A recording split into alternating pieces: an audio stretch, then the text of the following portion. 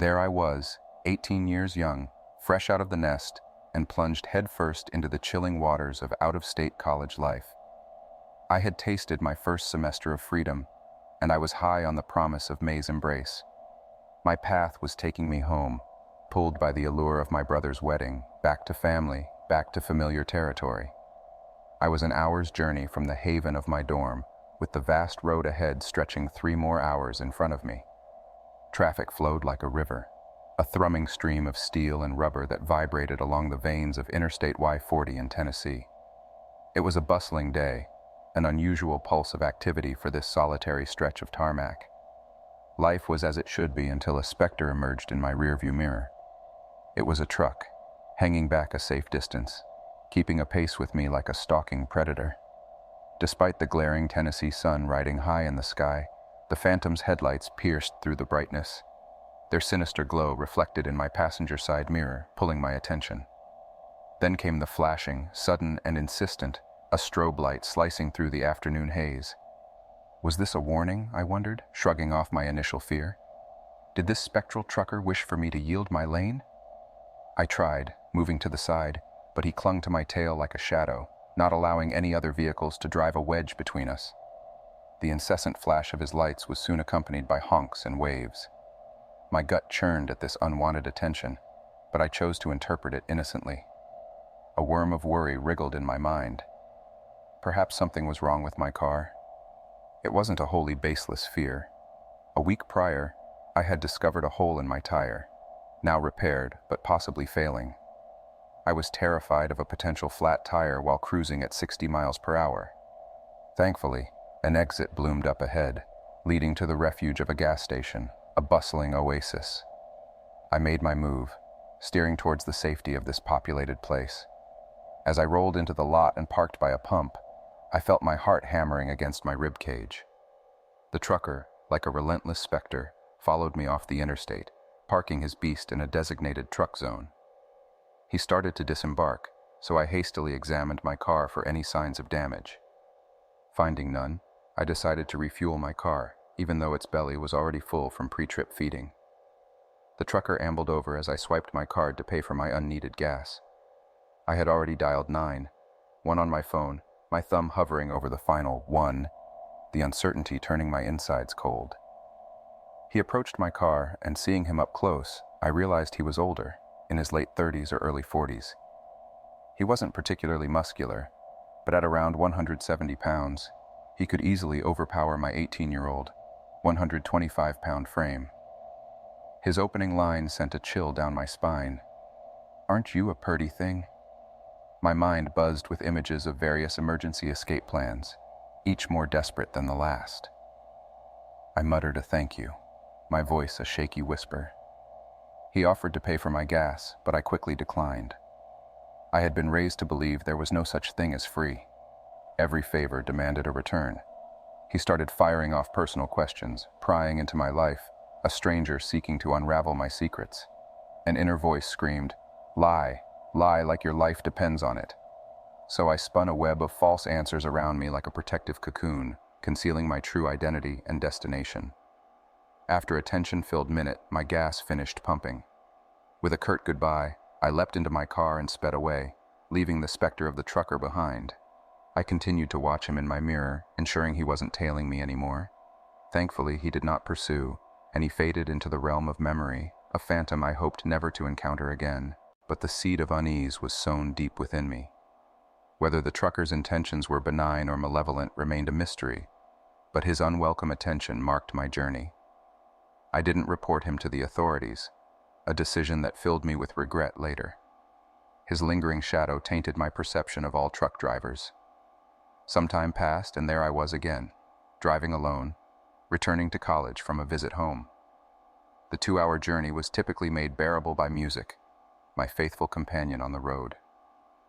This time, I was at the helm of my dad's old pickup truck, navigating the leftmost lane of a 3-lane highway, lost in a world of melodies and rhythms. In the midst of my musical merriment, a semi-truck appeared, matching my speed in the rightmost lane. I quickly regained my composure, my cheeks burning with embarrassment. I tried to outrun his gaze, but he met my speed with an unyielding smile and wave. I returned his gesture, assuming it was merely a friendly acknowledgement between travelers. It proved to be a mistake. He slid into the middle lane, his persistent smile and waving unyielding. Though a little irritated, I returned his gestures for the sake of peace.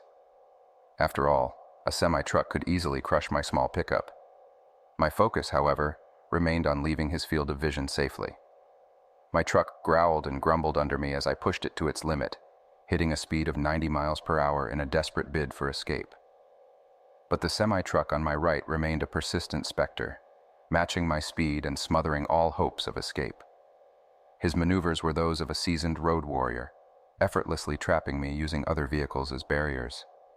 He waved jovially, his index finger raised in a sign of number 1, a bizarre juxtaposition to the creeping dread engulfing me. His relentless pursuit stretched over 5 miles, turning his initially charming demeanor into a threatening mask. Frantic, I dialed 911, relaying my predicament and offering a detailed description of both the truck and the driver. Despite their advice to pull onto the narrow left shoulder, I remained in my lane, fearing the unfamiliar maneuver more than the grinning specter next to me. A window of escape finally presented itself as he began passing a car in the middle lane. I seized the opportunity, slowing down, merging right, and leaving him trapped behind another vehicle. The operator directed me to the nearest service plaza, assuring me that the trucker would likely not follow. She hung up, leaving me alone to face the white cargo truck once more. As I approached the service plaza without signaling, the trucker braked hard and swung his behemoth into the lane behind me, a predator unwilling to lose his prey. Jolted by his audacity, I redialed 911. The layout of the service plaza offered a shred of hope, directing semi-trucks into a separate lane and parking area. As I narrated my ordeal to a new operator, I watched the semi glide around its path. The driver's gaze locked onto me. Fear twisted my stomach as I realized he knew where I was heading. Fleeing towards a gas station on the left, I hoped to lose him before the police arrived. But he was relentless, dismounting his truck and beginning a slow, steady march towards me. Despite my locked doors and sealed windows, I felt vulnerable, exposed. The operator reassured me that help was on the way, but I was trapped in a one-way entrance, pinned down like a mouse in a hawk's sight. The trucker, now a foot soldier, began circling my vehicle, examining it with a predator's attention. I could no longer bear the torment. As soon as he rounded the back of my truck, I gunned the engine, bolting from the gas station and leaving him in my dust. The operator offered assurances that the police would find and question the man, but my heart raced and the roads looked darker, a grim reminder that being a female driver could sometimes feel akin to being a lone deer in the forest. A year had passed, and I was ready to put the past behind. Every year, my fiancé and I embarked on a 2-week vacation. We enjoyed a variety of adventures, alternating between luxury cruises and rustic road trips. This time, we had our sights set on Nevada and Northern California. We had a tradition on these trips, a pact to explore every roadside attraction and lodge at the quirkiest hotels and motels we could find. It was during one of these trips that we came across a rather unique destination, a clown museum in the heart of Tonopah, northern Nevada. The Clown Museum in Tonopah, a place my fiancée loathed due to her fear of clowns, was an irresistible destination for me. We decided to stay a night, leaving our energetic dog with a friend to enjoy a night of freedom on their expansive property. Arriving at the motel, we were greeted by a motley crew of truckers and bikers.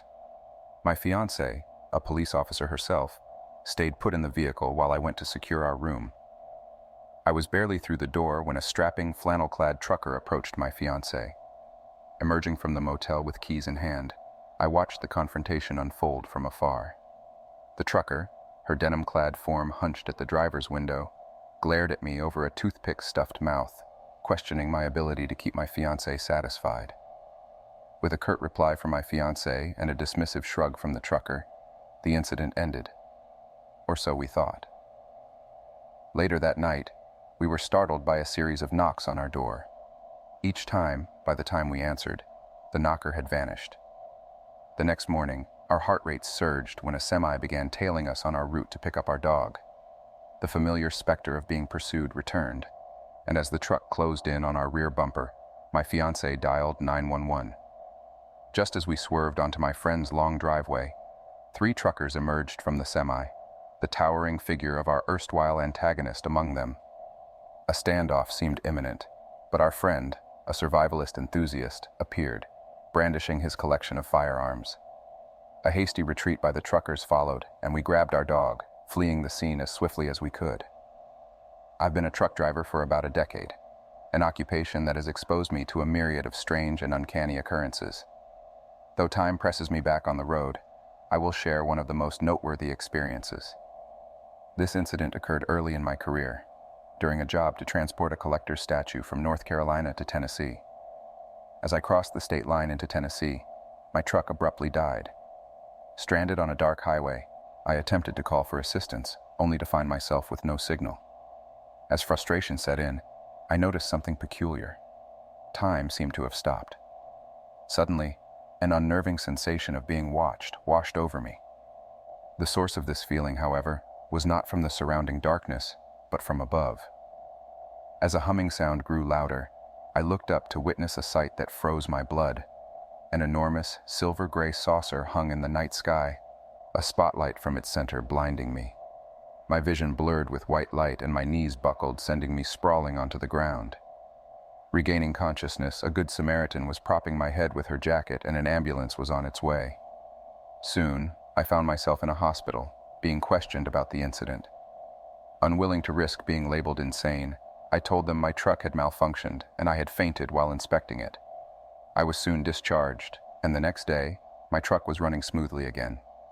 Another driver completed my delivery, and we split the pay, a fair deal given the circumstances. 3 years later, I had an eerie encounter at a roadside rest stop, infamous for being the underbelly of highway travel. Walking into one such place, I held my breath against the stench and took to a urinal, ready for a quick exit. When I finished and looked up in the mirror, I saw a dirty man standing by the urinal I had just used.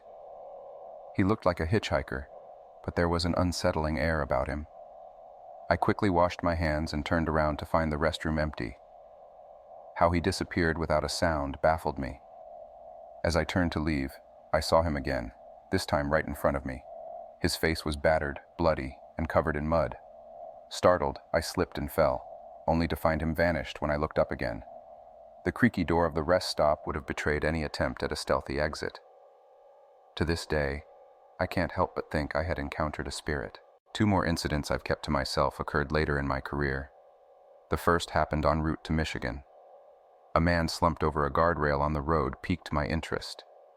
As I approached, he seemed to pull himself over the rail in an unnaturally fluid movement and stood in my truck's path. Despite my frantic honking and screaming, he didn't move. I slammed my brakes, anticipating the collision, but it never came. He had simply vanished. After a thorough search of the area, I found no trace of him. His sudden disappearance remains a mystery to me. Just weeks ago, I had yet another bizarre experience, less frightening but equally unexplainable. It's common knowledge that most truck drivers have CB radios installed. CB radios, integral to our profession, allow us to share traffic updates and other road information amongst drivers. During one memorable night, I found myself engrossed in a conversation with a fellow driver roughly 10 miles ahead of me. He warned me about a rollover incident being cleared up, a heads up I gratefully acknowledged. Suddenly, his voice shifted from boredom to panic, explaining that he'd pulled into a rest stop, and there was something strange prowling outside his truck. Exhausted after an 8-hour stretch, he'd intended to catch some sleep, but was now too frightened to even step out. He needed to keep an eye on this mysterious creature, he told me. I reassured him, promising to join him shortly and take turns watching for the creature. His description of the entity was chilling. It bore a close resemblance to a human, but had a disproportionately small head and elongated body. Its skin was a tight, damp gray, creating an uncanny contrast to its skeletal form. He recounted watching it hunt and devour a rabbit, a scene so grotesque that it caused him to vomit. I pulled into the rest stop as quickly as I could, scanning the surrounding trees for the creature, but found nothing. Suddenly, 2 gunshots pierced the air. Turning, I spotted a man, presumably my radio friend, shooting at a figure retreating into the woods. Its 4-legged yet awkward gait was reminiscent of his description. I stepped out of my truck, hailing him to avoid startling him. He relayed how he had mustered the courage to visit the restroom, only to find the creature hissing at him upon his return. Panicked, he had fired at it, with one shot possibly hitting its lung, as indicated by the trail of black, inky liquid leading into the woods. We spent the remainder of the night taking turns watching for the creature, but it never returned. We both struggled to make sense of the encounter, wondering what sort of creature could match his description and bleed black blood. Despite the bizarre and frightening circumstances, we kept in touch briefly, occasionally crossing paths on our respective routes. We would use these reunions to reminisce and speculate about that perplexing night. But now, I must hit the road again. I hope you enjoyed these tales, as unbelievable as they may seem. Safe travels to you all.